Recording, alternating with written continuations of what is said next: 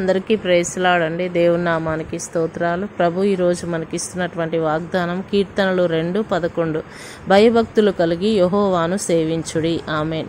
దేవుడు మనందరితో ఈరోజు చెప్తూ ఉన్నాడు, మీరు అందరూ కూడా నా యందు భయభక్తులు కలిగి ఉండండి, నన్ను సేవించమని చెప్తూ ఉన్నాడు. ఎందరైతే దేవుని సేవిస్తూ ఉంటారో వారందరూ అన్ని విషయాలలో కూడా దేవుడు వారిని చూచుకుంటానని దేవుడు చెప్తూ ఉన్నాడు. ఆయన యందు భయభక్తులు కలిగి ఉంటే జ్ఞానమునకు తొలిమెట్టు అని దేవుడు చెప్తూ ఉన్నాడు. ఎందరైతే ఆయన యందు భయభక్తులు కలిగి ఉంటారు దేవుడు వారందరి చుట్టూ కూడా దహించు అగ్నిగా యూదా గోత్రపు సింహముగా ఉంటానని చెప్తూ ఉన్నాడు. పరిశుద్ధమైనటువంటి దేవుని వాక్యాన్ని ఆయన మనకు అనుగ్రహించి ఉన్నాడు. నిజంగా మనం ఎంత ధన్యులమో కదా. ఈరోజు దేవుడు మనందరినీ కూడా ఆయన యందు భయభక్తులు కలిగి ఉండమని చెప్తూ ఉన్నాడు. ఆయనను సేవించిన వారిని ఆయన ఎన్నడూ కూడా విడిచిపెట్టే దేవుడు కాదు.